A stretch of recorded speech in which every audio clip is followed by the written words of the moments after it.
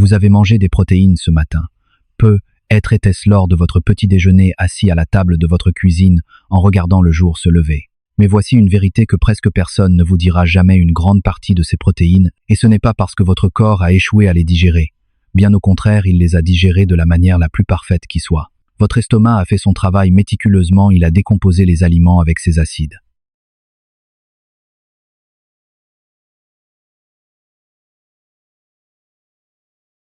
Vos intestins ont absorbé les nutriments avec une efficacité redoutable. Rien n'a été gaspillé au sens où l'on entend habituellement le mot gaspillage. Votre corps a simplement envoyé une part beaucoup plus importante de ces nutriments ailleurs en premier lieu.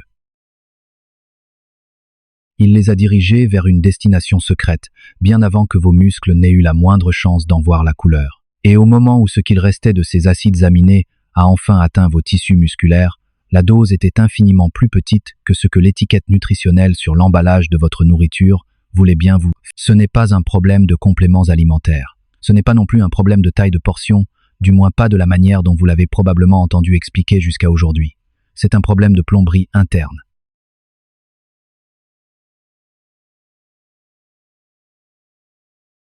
C'est un détour, une déviation littéralement construite dans votre propre anatomie digestive. Et le drame, c'est que ce détour devient de plus en plus agressif et gourmand avec l'âge. Ce phénomène porte un nom scientifique précis. Il possède une taille que nous avons mesurée.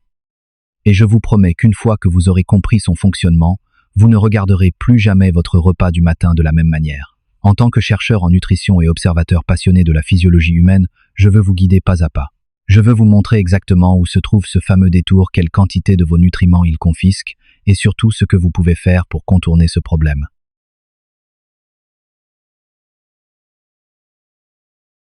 Car c'est une véritable tragédie, presque aucune de ces informations cruciales ne parvient à se frayer un chemin dans les conversations habituelles, que ce soit dans les médias, chez les médecins généralistes ou dans notre société française lorsqu'on parle de protéines et du vieillissement.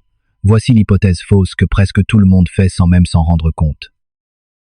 La croyance populaire se résume ainsi: la protéine entre dans la bouche, la protéine est absorbée par le ventre, et hop, la protéine devient immédiatement disponible pour construire le muscle. 3 étapes simples, une ligne droite parfaite, aucun détour.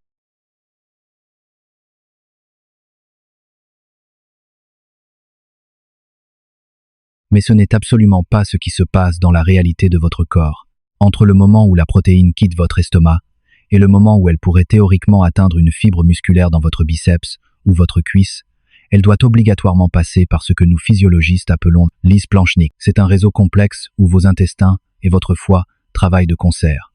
Imaginez ce lisse planchnique comme un poste de contrôle douanier extrêmement strict. Et ce poste de contrôle ne se contente pas de laisser passer la marchandise en souriant.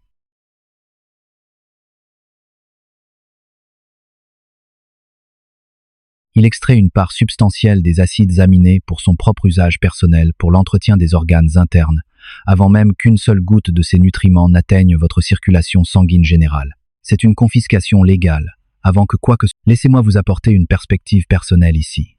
En France, nous avons une culture gastronomique exceptionnelle, mais nous avons aussi une immense naïveté quant à la façon dont notre métabolisme vieillit. Nous pensons que le bon vin, le bon pain, mais la science nous prouve le contraire.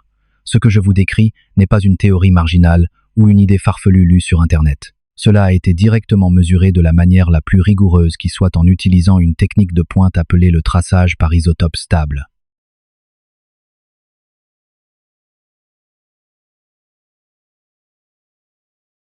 C'est une technique fascinante où les chercheurs attachent un marqueur indétectable mais traçable aux acides aminés que le patient avale. Ils peuvent ensuite suivre ces nutriments à travers le corps en temps réel, minute par minute, poste de contrôle par poste de contrôle. Et devinez quoi? C'est un grand chercheur de chez nous, le professeur français Yves Boiry, accompagné de son équipe à l'Institut national de la recherche agronomique, qui a mis cela en lumière.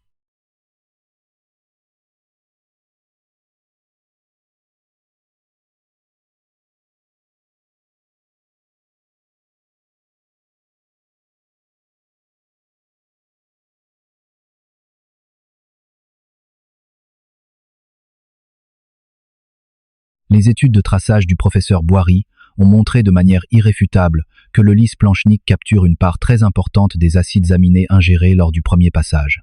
Il se sert en premier avant même que les tissus périphériques, y compris vos muscles, n'aient l'occasion de les apercevoir. Et voici le point critique, la découverte qui devrait faire la une de tous les journaux de santé publique. Ces travaux comparatifs ont révélé que cette extraction, cette taxe douanière interne, devient considérablement plus agressive à mesure que nous prenons de l'âge.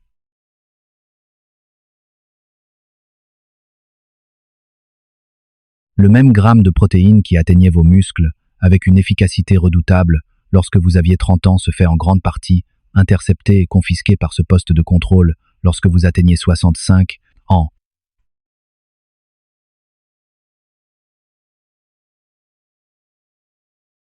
Je vous demande de prendre un instant pour vraiment assimiler ce que cela signifie concrètement. Vous pouvez vous asseoir à table et manger exactement le même repas que vous mangiez il y a des décennies. Vous pouvez le digérer exactement aussi bien que vous l'avez toujours fait, sans aucune aigreur ni lourdeur.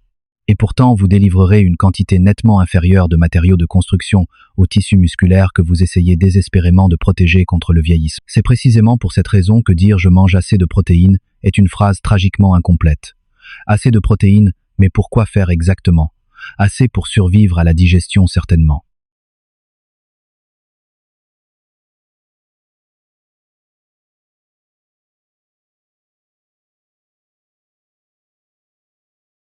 Mais est-ce assez pour survivre au poste de contrôle splanchnique et réussir à arriver jusqu'à vos muscles dans une dose suffisamment grande pour avoir une réelle utilité?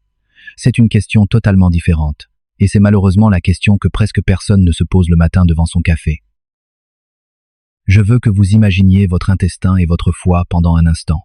Ne les voyez plus comme un simple tube passif à travers lequel la nourriture voyage mollement. Voyez-les plutôt comme une barrière de péage sur une autoroute française lors d'un grand départ en vacances.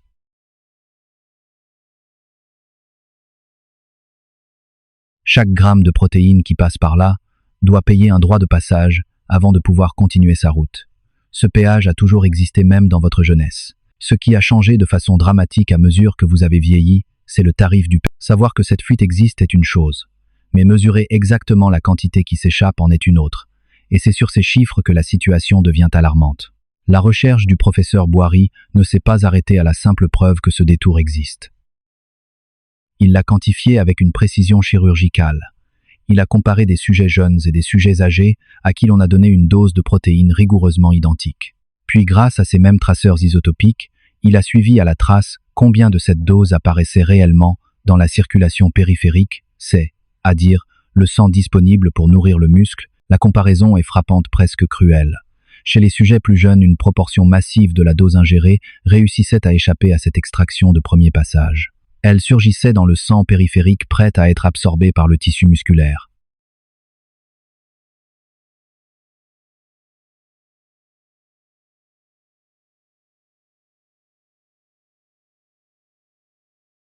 Mais chez les sujets plus âgés à qui l'on avait donné exactement la même assiette, la même dose, une proportion mesurablement et dangereusement plus faible réussissait à franchir ce poste de contrôle. Voici pourquoi tout cela a une importance capitale sur le plan pratique dans votre vie de tous les jours. Et voici pourquoi je veux que vous suiviez avec moi la chronologie exacte des événements plutôt que d'accepter aveuglément une conclusion simpliste. De mon point de vue personnel, la plus grande erreur de la médecine moderne préventive est de parler de nutrition sans parler de chronologie. Imaginez la protéine que vous avez avalée ce matin traversant 4 étapes distinctes. Premièrement, elle descend dans votre estomac et commence à être brisée en petits morceaux appelés acides aminés. Deuxièmement, ces acides aminés voyagent et traversent la paroi de votre intestin. Troisièmement, et c'est l'étape dont la majorité de la population et même de nombreux professionnels de santé n'ont jamais entendu parler, ils traversent votre foie via ce qu'on appelle la veine porte. C'est exactement là que se produit l'extraction splanchnique. Ce n'est qu'après avoir survécu et franchi cette troisième étape que les acides aminés survivants entrent enfin dans votre circulation générale. C'est la quatrième étape, le seul endroit où vos muscles peuvent enfin y avoir accès. Les données de traçage en France nous permettent littéralement de regarder cette troisième étape se dérouler en direct. L'isotope apparaît dans l'intestin, il apparaît dans le foie, puis de façon presque magique, une quantité fortement réduite apparaît dans le sang périphérique.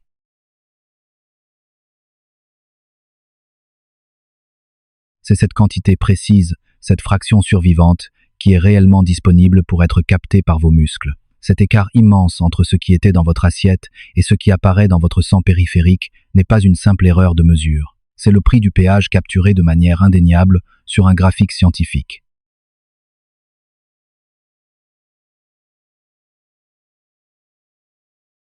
C'est le moment de faire un véritable diagnostic de vous-même, en toute honnêteté, sans céder à une inquiétude vague, mais avec l'esprit clair. Si vous avez toujours supposé qu'un petit déjeuner modeste, avec un peu de protéines, était suffisant simplement parce qu'il semblait correspondre à une vague recommandation journalière trouvée dans un magazine, voici la pièce du puzzle que cette recommandation n'a jamais prise. Ces recommandations n'ont jamais été construites en réfléchissant à la quantité exacte qui survit au poste de contrôle du premier passage, selon votre âge précis.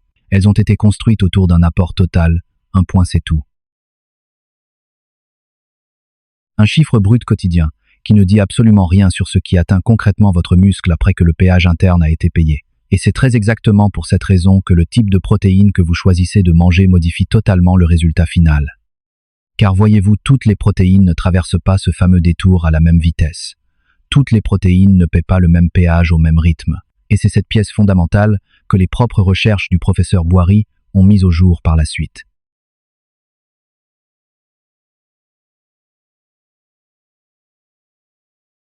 C'est d'ailleurs cette découverte majeure qui a fait sa renommée mondiale dans ce domaine bien avant même que ces comparaisons sur l'âge ne soient publiées. Dans son cadre originel divisant les protéines en deux catégories, les lentes et les rapides, il a comparé deux sources de protéines aux vitesses de digestion. D'un côté, le lactosérum plus connu sous le nom de petit lait. Il se digère et se vide de l'estomac à une vitesse fulgurante, produisant un pic très rapide, très brutal d'acides aminés dans le sang périphérique. De l'autre côté, la caséine. La caséine, c'est l'âme de nos fromages français. Elle coagule légèrement dans l'estomac et se libère beaucoup plus lentement. Elle produit une élévation des acides aminés sanguins qui est plus basse, plus plate, mais qui se prolonge sur de nombreuses heures.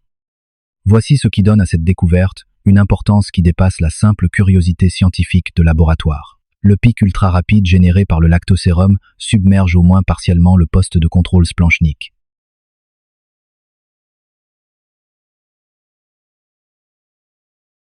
Les acides aminés arrivent au niveau de l'intestin et du foie dans une ruée tellement massive et concentrée qu'une fraction beaucoup plus grande réussit à passer en force avant que le poste de contrôle n'ait le temps de prélever sa part habituelle. C'est comme une foule qui force les portes d'un stade. À l'inverse, l'écoulement lent et régulier de la caséine, comme un petit ruisseau tranquille, donne au lit splanchnique tout le temps du monde pour faire son travail. Le foie et les intestins ont le temps d'extraire une part proportionnellement beaucoup plus importante tout au long de cette longue fenêtre. J'aimerais partager une réflexion personnelle ici. En observant les habitudes alimentaires de mes compatriotes, je remarque souvent un décalage. Je veux que vous fassiez quelque chose de concret avec cette information, pas que vous la rangiez dans un coin de votre tête comme une simple. Pensez à votre source de protéines habituelle le matin. Est-ce une boisson lactée très fluide, un yaourt léger? Ce genre d'aliment se digère vite, il est plus proche du spectre rapide. Ou est-ce plutôt un plat d'œufs cuisiné lentement, une préparation dense, quelque chose qui reste lourdement dans votre estomac pendant un long moment, se rapprochant ainsi du comportement de la caséine? Il n'y a pas de bon ou de mauvais choix moral ici, mais d'un point de vue, et savoir dans quelle catégorie se situe votre repas quotidien vous donne une information vitale et concrète sur la quantité réelle de nutriments qui a de vraies chances de passer le péage. C'est précisément ici que la majorité des conseils populaires sur la nutrition, ceux qu'on entend à la télévision ou dans les salles de sport, s'effondrent silencieusement. Ces conseils traitent la protéine comme une catégorie unique, lisse et indifférenciée. Comme si 25 grammes avalés, quelle qu'en soit la provenance, se comportaient d'une manière strictement identique une fois dans votre ventre. Les données des traceurs isotopiques nous hurlent le contraire.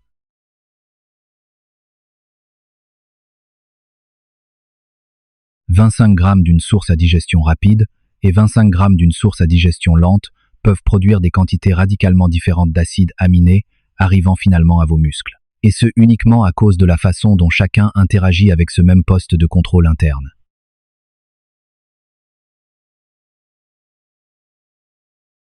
Cela ne signifie absolument pas qu'il faut bannir les protéines à digestion lente de votre vie. Ne jetez pas votre camembert ni votre fromage blanc.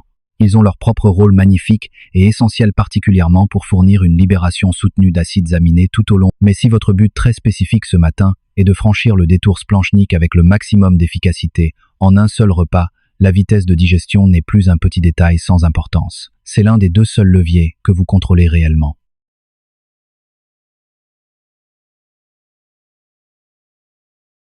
Mais attention, car l'histoire ne s'arrête pas là. Mon expérience auprès des patients m'a appris qu'il ne faut jamais crier victoire trop vite. La vitesse seule ne résout pas tout le problème. Il existe un deuxième gardien.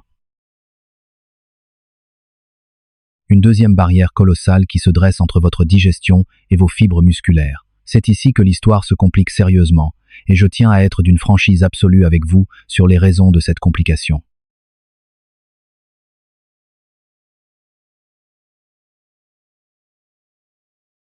Même dans un scénario merveilleux totalement hypothétique, où chaque acide aminé que vous avez avalé aurait franchi le péage splanchnique de manière parfaite et serait arrivé intact et rayonnant dans votre circulation sanguine, cela ne garantirait toujours pas que votre muscle s'en serve. Il y a une seconde barrière. Elle est totalement indépendante du pH du foie et de l'intestin. Cette deuxième barrière se situe directement au niveau de la fibre musculaire elle-même. Le milieu médical. Son mécanisme a été confirmé par un chercheur nommé Daniel Cuthbertson dans une publication fondamentale parue en 2005. Les travaux remarquables de Cuthbertson ont démontré une vérité difficile à entendre: le muscle vieillissant montre une réponse émoussée, endormie à la stimulation par les acides aminés.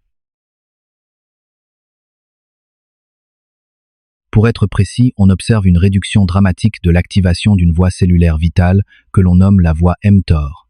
Cette voie cellulaire, c'est tout simplement l'interrupteur principal. C'est le bouton magique qui ordonne à une fibre musculaire de commencer à fabriquer du nouveau tissu. Je vous invite à réfléchir profondément à ce que cela implique, surtout quand on empile cette réalité sur tout ce que nous venons d'apprendre ensemble. Les acides aminés, ces courageux survivants qui ont réussi l'exploit de franchir le péage splanchnique et d'atteindre la circulation périphérique, doivent encore réussir à appuyer sur cet interrupteur. Dans un tissu musculaire, jeune celui d'un homme ou d'une femme de 20 ans, une exposition même modérée aux acides aminés est largement suffisante pour basculer cet interrupteur avec une fiabilité absolue. Une étincelle suffit à allumer le feu. Mais dans un muscle vieillissant, la même exposition produit une réponse chétive, faible et moussée. L'interrupteur est devenu rouillé lourd. Il est beaucoup plus difficile à activer, et ce même quand les acides aminés sont là juste devant la porte disponible et prêts à travailler, ayant déjà franchi la première grande barrière. C'est ce problème à plusieurs couches, cette double peine physiologique que je veux que vous intégriez au plus profond de vous-même. Pourquoi ? Parce que la quasi-totalité des explications que vous lirez ou entendrez sur les protéines et le vieillissement ne mentionne jamais qu'une seule de ces barrières.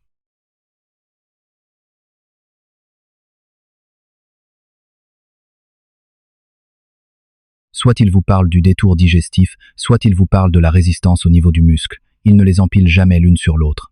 Pourtant, c'est cela la réalité brutale et fascinante de notre physiologie humaine.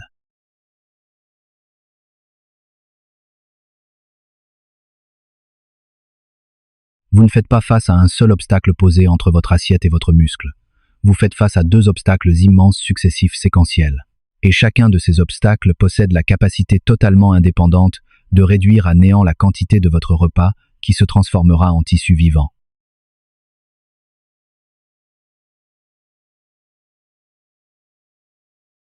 Il est vital de s'arrêter un instant pour comprendre pourquoi ce cumul est si dangereux. Une dose de protéines qui serait simplement jugée adéquate selon des directives gouvernementales souvent obsolètes va perdre une fraction énorme lors du premier poste de contrôle splanchnique. Et le peu qui réussira à survivre à ce premier filtre échouera lamentablement à appuyer suffisamment fort sur l'interrupteur du muscle de l'autre côté. Ce sont deux points de défaillance distincts qui se multiplient et s'aggravent mutuellement.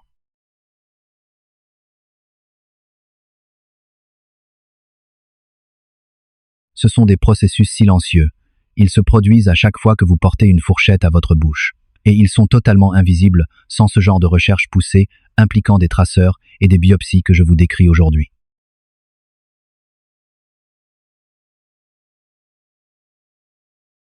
Deux barrières redoutables. Mais il existe une solution. Et la beauté de la science, c'est que cette solution porte un chiffre exact.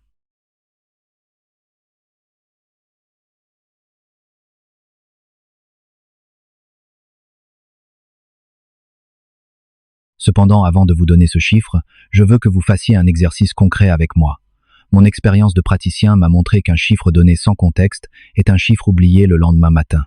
Pensez à votre tout dernier repas. Je ne vous demande pas de penser à une journée typique imaginaire, ni de faire une estimation flatteuse de vos bonnes habitudes. Pensez au tout dernier repas que vous avez réellement avalé peut être il y a quelques heures. Quelle quantité de protéines contenait-il très exactement? Était-ce une tranche de pain grillé avec une portion de fromage fondu? Cela représente environ 10 grammes. Était-ce un bol de céréales avec un nuage de lait peut être 9 ou 10 grammes à tout casser? Était-ce une portion modeste de blanc de poulet grillé servi avec des haricots verts? Là, nous approchons probablement des 25 grammes selon l'épaisseur et la taille exacte du morceau. Gardez ce chiffre fermement en tête. Car le chercheur Douglas Paddon Jones, travaillant en étroite collaboration avec l'éminent scientifique spécialiste des acides aminés Donald Lehman, a réussi à identifier la dose exacte millimétrée nécessaire pour forcer le passage à travers ces deux barrières simultanément.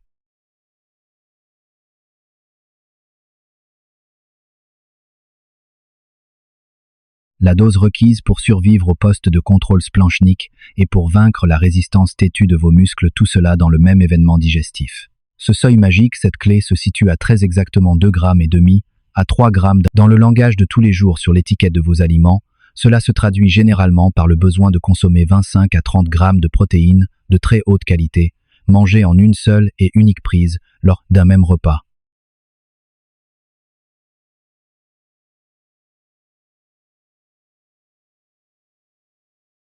Pourquoi une dose de cette taille réussit-elle là où les plus petites échouent systématiquement? La réponse réside dans ce que les chercheurs décrivent formellement comme un modèle de plafond et de seuil dans les données de réponse à la dose. C'est une notion que j'aime particulièrement vulgariser car elle change des vies. En dessous d'environ 25 grammes, la situation est triste. Une part beaucoup trop importante est confisquée au poste de contrôle digestif avant même de voir le sang périphérique.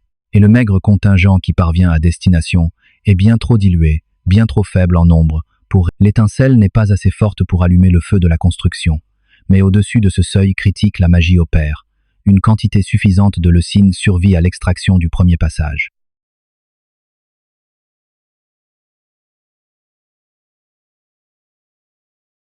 Elle survit en concentration suffisamment élevée, formant une armée assez dense pour frapper un grand coup et déclencher l'activation de l'interrupteur de l'autre côté. Essentiellement, en ingérant cette dose précise, vous forcez le passage. Vous envoyez un volume tellement massif d'acides aminés à travers les deux portes en même temps que le prix du péage n'a plus d'importance. Vous payez la taxe, mais il vous en reste largement assez pour bâtir votre maison. Il faut tout de même noter qu'au-delà de ce seuil, la réponse ne continue pas à grimper de façon infinie vers le ciel. La synthèse des protéines musculaires augmente de manière abrupte spectaculaire, puis elle atteint un plateau.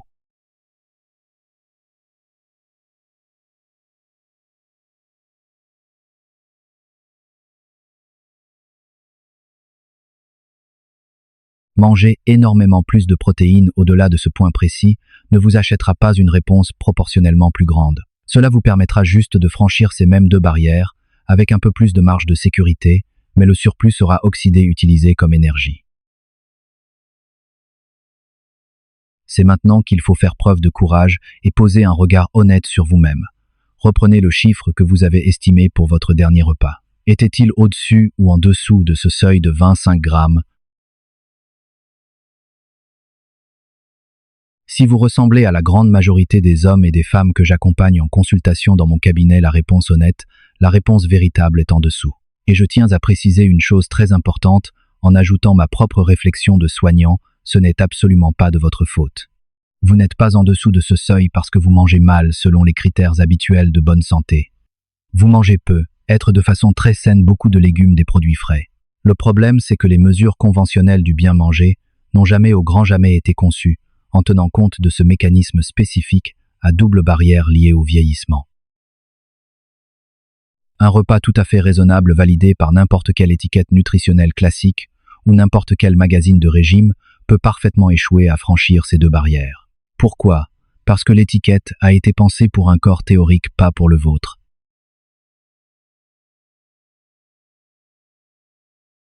Pire encore, la croyance tenace dans notre société française, c'est que si l'on atteint son quota de protéines à la fin de la journée, tout va bien. Atteindre ce chiffre magique, une fois par jour, le soir par exemple, ne suffit absolument pas.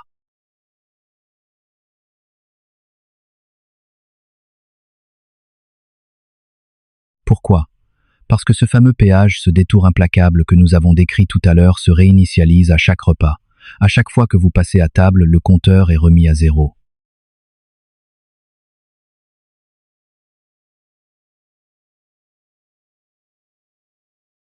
C'est cette découverte particulière qui doit vous forcer à repenser intégralement la structure de vos journées, et pas seulement de votre prochain dîner. Le péage splanchnique d'un côté et la résistance musculaire de l'autre sont des mécanismes qui se réarment à chaque prise alimentaire. Ils ne fonctionnent pas selon un système cumulatif quotidien. Votre corps ne tient pas un petit registre comptable journalier. Ce sont des événements indépendants, isolés, déclenchés et résolus repas après repas.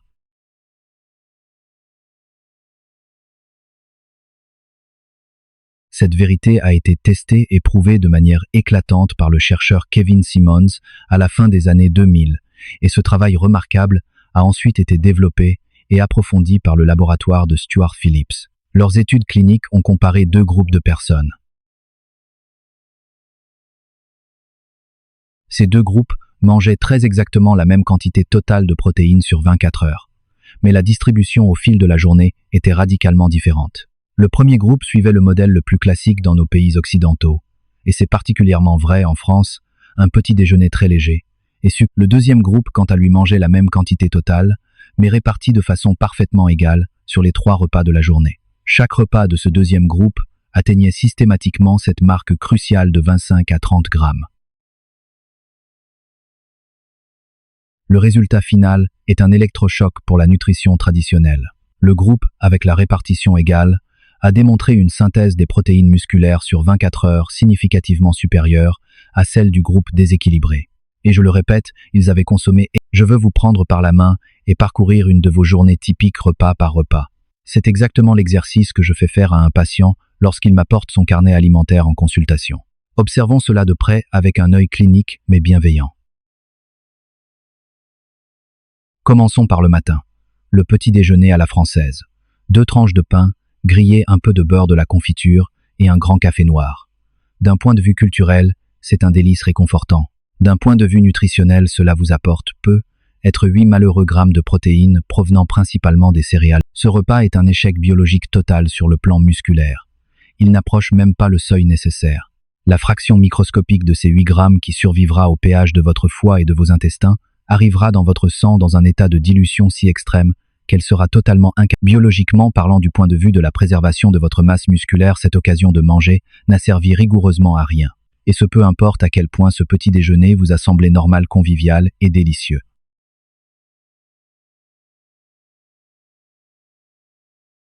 Passons à l'heure du déjeuner. Vous êtes peu, être au travail ou en déplacement. Vous optez pour un sandwich avec une tranche de jambon ou un peu de blanc de dinde. Vous vous dites que vous êtes raisonnable. Cela vous apporte 15 peu, être 10 à 8 grammes de protéines. C'est un peu mieux. On s'approche. Mais pour l'immense majorité des adultes de plus de 50 ans, c'est encore cruellement en dessous du seuil déclencheur. Voici donc une deuxième occasion de manger un deuxième repas complet qui échoue silencieusement à franchir les 2 barrières. Vient enfin le soir, le dîner.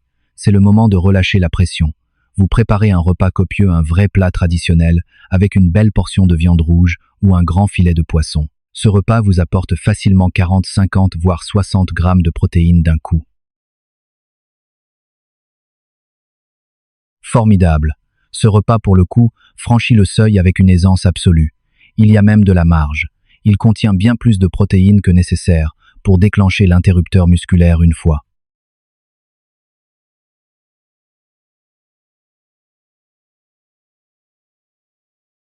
À la fin de la journée, si l'on prend une calculatrice, votre total a l'air parfait. Il est probablement largement supérieur à toutes les recommandations sanitaires vagues que vous avez pu lire ou entendre. Votre médecin de famille vous féliciterait. Mais sur le plan physiologique, sur le terrain interne de vos cellules, la réalité est bien. Vous n'avez eu qu'une seule et unique opportunité fonctionnelle de construire ou de maintenir du muscle au cours de cette journée. Une seule, pas 3. Votre petit déjeuner. Et votre déjeuner, malgré le fait qu'ils étaient composés de vraie nourriture et qu'ils contenaient quelques protéines, ont lamentablement échoué à protéger le tissu vital. Et ils ont échoué simplement à cause de la façon dont ils ont été structurés et du moment où ils ont été pris.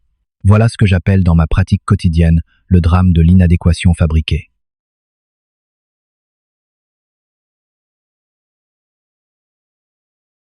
C'est une malnutrition qui se cache à l'intérieur d'une journée d'apparence parfaitement banale et saine. Absolument rien dans la journée que nous venons de décrire ne semble mauvais selon les critères habituels de notre société. Il n'y a pas eu de gavage de produits ultra transformés, il n'y a pas eu de péché diététique majeur.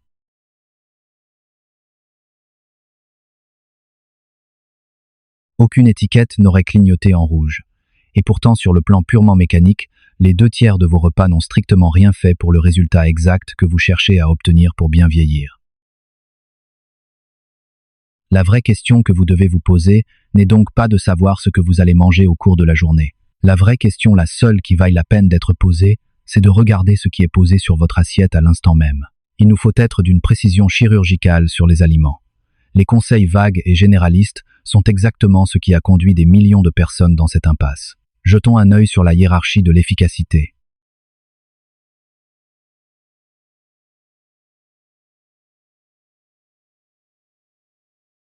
L'isolat de protéines de lactosérum se trouve tout au sommet de l'échelle concernant la densité en leucine. Environ 25 grammes de cette poudre délivrent à eux seuls près de 3 grammes de cette fameuse leucine franchissant le seuil magique en une seule portion sans effort.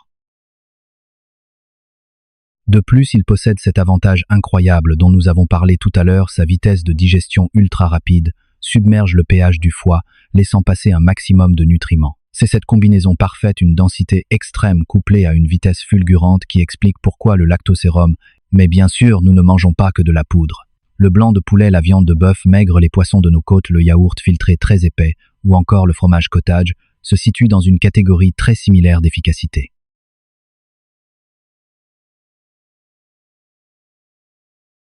Chacun de ces aliments est parfaitement capable d'atteindre le seuil salvateur dans une portion tout à fait standard. Un morceau de poulet de la taille de la paume de votre main ou un grand bol de yaourt grec nature peuvent suffire, et ce sans vous obliger à engloutir un volume de nourriture écœurant.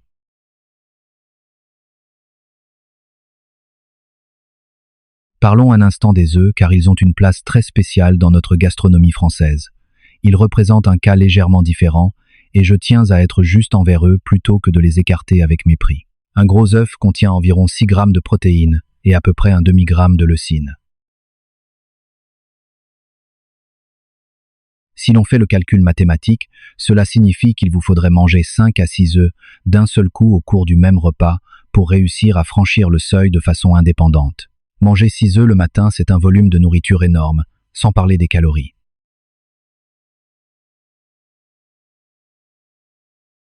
Cependant, et c'est là que la stratégie culinaire entre en jeu, les œufs ne sont pas condamnés.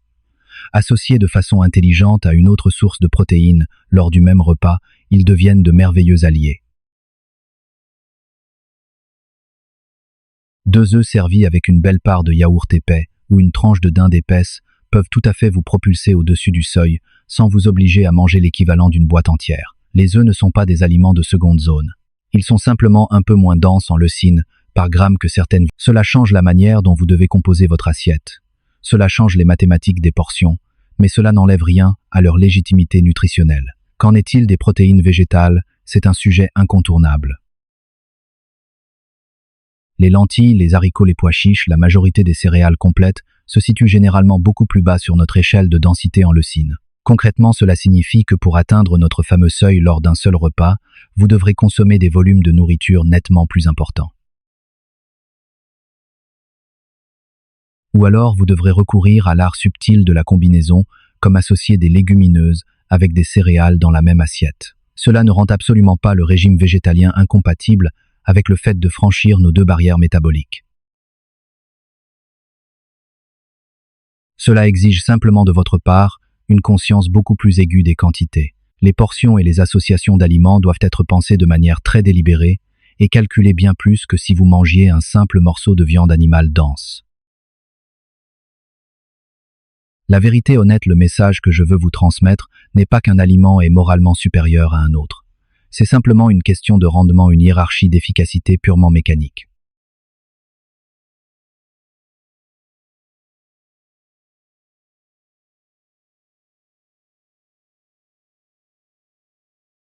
Certains aliments franchissent les 2 portes dans un format petit et pratique. D'autres nécessitent un volume plus grand ou un assemblage astucieux. Les 2 méthodes fonctionnent. La différence est purement logistique.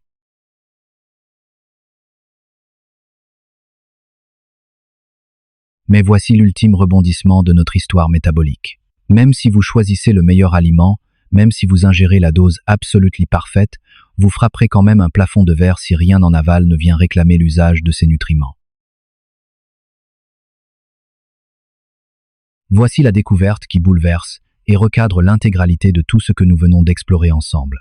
Une protéine qui réussit l'exploit de franchir le poste de contrôle de vos organes internes et qui réussit l'exploit de surmonter le seuil de résistance de votre muscle. Si vous restez assis sur votre canapé, la victoire sera brève. Mais ajoutez l'exercice en résistance dans l'équation et c'est l'univers entier qui bascule.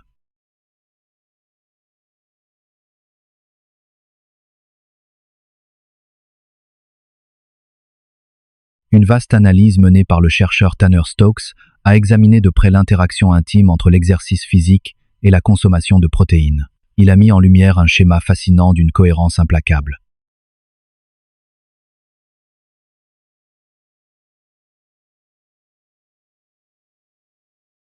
L'entraînement en résistance, l'effort mécanique contre un poids effectué avant un repas riche en protéines, a le pouvoir magique de prolonger la réponse de construction musculaire. Si vous mangez des protéines en restant sédentaire, le pic de construction de vos muscles dure à peu près 2 à 3 heures.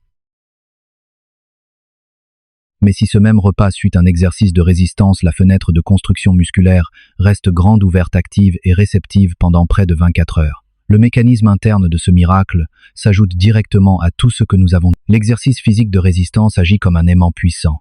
Il augmente considérablement le flux sanguin de manière très ciblée vers les muscles qui viennent de travailler.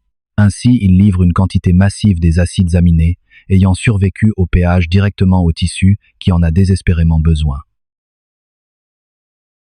Plus incroyable encore, l'exercice multiplie physiquement le nombre de transporteurs d'acides aminés sur la membrane même de vos cellules musculaires. Pour le dire simplement, il ouvre des dizaines de portes supplémentaires pour permettre aux nutriments d'entrer dans la fibre.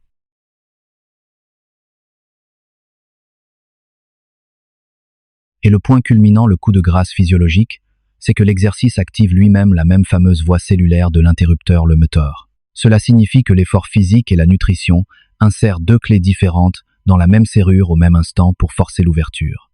C'est très exactement cette puissante combinaison qui se cache derrière l'une des découvertes les plus bouleversantes de toute l'histoire de la recherche sur l'exercice chez les personnes âgées. Je pense souvent à cet essai clinique mené en 1994 par Maria Fiataron-Singh. Écoutez bien ceci. Elle a pris des résidents de maisons de retraite, des personnes d'une immense fragilité, âgées de 80 et même 90 ans. Elle leur a fait suivre 10 semaines d'entraînement en résistance à haute intensité. Le résultat ?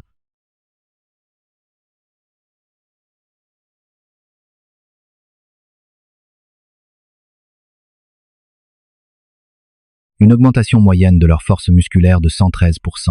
113% d'amélioration chez des personnes presque centenaires. De manière cruciale, un autre groupe de résidents dans la même étude n'a reçu qu'une supplémentation nutritionnelle, sans aucun exercice. Leurs gains de force ont été totalement négligeables. Cette comparaison brutale devrait recadrer définitivement la manière dont vous percevez chaque mot de cette explication. Franchir les barrières digestives et musculaires avec la bonne dose de protéines est indispensable. C'est nécessaire.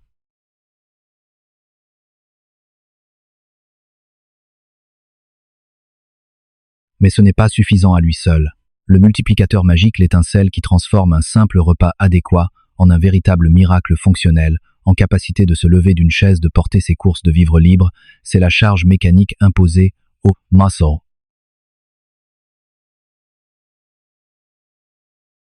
Et je dois vous avertir, les enjeux ne s'arrêtent pas à la simple question de pouvoir soulever des objets. Il y a un chiffre lié à tout cela qui porte une ombre beaucoup plus vaste et bien plus effrayante que ce à quoi la plupart des gens s'attendent.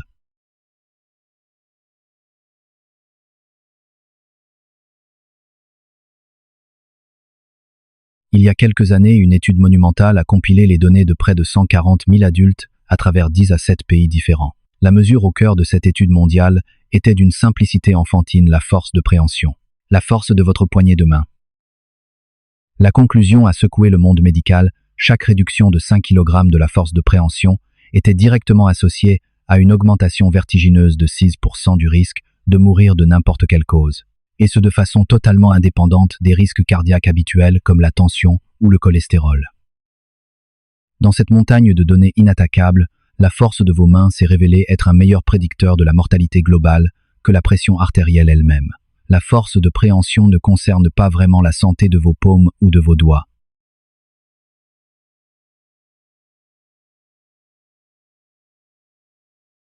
Elle agit comme un miroir, un témoin lumineux pour l'intégralité de la chaîne physiologique que nous avons décortiquée aujourd'hui. La masse musculaire qui vous maintient en vie dépend de la réussite à franchir le péage de votre foie. Elle dépend de votre victoire contre la résistance de vos... Elle dépend de l'atteinte du seuil de leucine. Elle dépend de la bonne répartition de vos repas. Et elle dépend de la stimulation par l'exercice physique. Une prise en main faible lors d'une poignée de main révèle une faiblesse profonde de vos fléchisseurs de la hanche, de vos quadriceps, de votre posture. Car les mécanismes que nous avons explorés ne ciblent pas que les mains.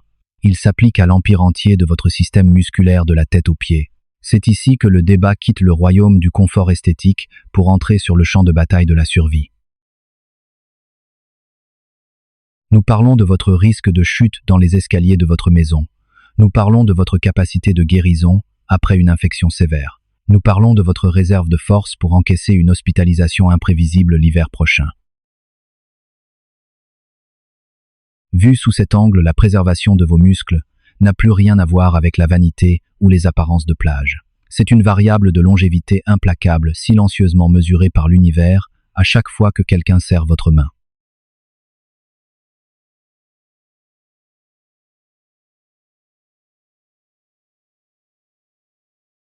Je ressens le besoin de conclure en partageant avec vous une expérience humaine marquante. J'aimerais vous expliquer pourquoi ce détour anatomique, ce péage interne, dont si peu de gens connaissent l'existence, est devenu le combat de ma vie de professionnel. Il y a quelques années, j'ai eu l'honneur d'accompagner un homme merveilleux, un monsieur de 74 ans. Ancien professeur, l'esprit vif, un homme actif et cultivé. Il est venu s'asseoir dans mon bureau, le visage marqué par une profonde confusion et une certaine tristesse. Il ne comprenait pas pourquoi sa force physique se dissipait comme du sable entre ses doigts. Pourtant, me jurait-il avec sincérité, il suivait un régime alimentaire riche en protéines. Il avait lu tous les conseils généraux.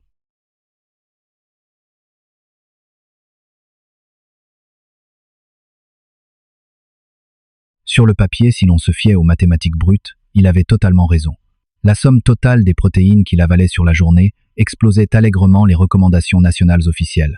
Mais lorsque nous nous sommes assis, que nous avons pris une feuille de papier et que nous avons disséqué sa journée repas par repas, son petit déjeuner était très traditionnel, quelques œufs, une grande tranche de pain. Cela lui apportait une dose très réelle, mais dramatiquement modeste, totalement incapable de survivre. Son déjeuner était construit sur le même moule.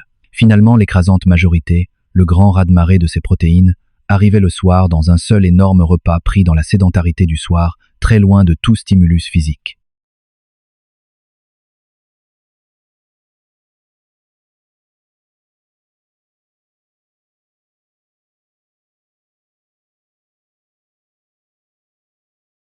Mon intervention a été simple mais radicale. Je ne lui ai absolument pas demandé de manger plus. Je ne l'ai pas forcé à se gaver. Je lui ai simplement demandé de repenser l'architecture de ses journées, de redistribuer la richesse.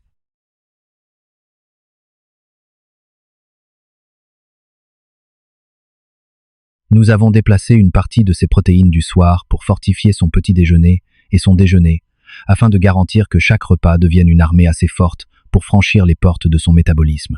Enfin, nous avons ajouté 2 courtes séances de résistance par semaine, en nous assurant que la prise de protéines suive cet effort dans les heures immédiates. Au fil des mois qui ont suivi, un miracle silencieux profondément mécanique s'est produit. L'homme qui s'asseyait devant moi m'a raconté comment soulever les sacs de course lourds du coffre de sa voiture était redevenu naturel. Comment s'extraire de son profond fauteuil de lecture ne demandait plus un effort pénible. Et le dynamomètre lors de nos visites de suivi confirmait froidement et merveilleusement que sa force de préhension s'était envolée. Je ne vous raconte pas cette histoire intime pour la faire passer pour un essai clinique universel. Je tiens à maintenir cette distinction avec une grande rigueur, car la rigueur et la précision ont été l'âme même de notre réflexion aujourd'hui. Je vous raconte l'histoire de cet homme parce que son régime alimentaire, avant que nous ne le passions au crible de la chronologie, semblait absolument inattaquable. Il était le patient parfait selon tous les standards qu'on lui avait enseignés. Le détour physiologique que nous avons exploré tout au long de ce parcours n'envoie pas de lettre recommandée pour vous prévenir de sa présence. Il ne s'annonce pas par des douleurs ou des indigestions. Il se cache insidieusement à l'intérieur de régimes alimentaires qui ont l'air si parfaits qu'on ne soupçonnerait jamais qu'un désastre se prépare en sourdine. Chaque gramme de nourriture qui passe vos lèvres après 60 ans doit livrer bataille contre 2 filtres immenses avant d'espérer devenir une parcelle de votre force vitale. D'abord le poste de pH de l'intestin et du foie, qui exige une rançon toujours plus exorbitante au fil des décennies, comme l'ont brillamment documenté les études isotopiques. Ensuite, le mur de la résistance anabolique, au cœur de vos muscles cet interrupteur rouillé, qui reste de marbre face aux doses trop timides. Le seul chemin possible, l'unique voie vers la préservation de votre autonomie, c'est l'offensive. Une dose suffisamment large pour noyer le premier poste de garde sous le nombre et frapper le second avec assez de violence pour forcer son réveil. Ce fameux seuil, celui défini par les chercheurs à 25 ou 30 grammes, cette charge de leucine de près de 3 grammes n'est pas un concept abstrait. C'est une obligation biologique qui remet ses compteurs à zéro à chaque fois que vous mettez les pieds sous la table. Une seule fois par jour ne suffit pas, c'est l'erreur la plus tragique de notre époque, qui gaspille jour après jour des opportunités précieuses de maintenir la vie dans vos fibres. Votre choix d'aliment décide de la fluidité avec laquelle vous passez ces portes. Mais n'oubliez jamais que l'aliment seul, même le plus parfait de la terre, ne franchira ces portes qu'à moitié si vous refusez de bouger. L'effort physique, la résistance mécanique de vos membres contre la gravité, c'est le grand multiplicateur. C'est la magie qui transforme un effet de 2 heures en une victoire d'une journée entière. C'est la force motrice qui a permis à des pensionnaires de maisons de retraite, nés il y a près d'un siècle, de doubler leur force brute sous les yeux ébahis des chercheurs. Et si tout cela mérite aujourd'hui votre attention, votre concentration la plus profonde, ce n'est ni pour la théorie, ni pour le culte du corps. C'est pour la poignée de main. Ce proxy brutal, simple et effrayant, qui a mesuré la capacité de survie de 140 000 êtres humains à travers notre planète. La protéine dans votre assiette n'a jamais été la vraie star de cette histoire. L'histoire véritable, celle qui décidera de la qualité de vos futures années, c'est l'histoire de la bataille que cette protéine doit livrer dans les entrailles de votre corps et des choix que vous ferez demain matin pour l'aider à remporter cette guerre.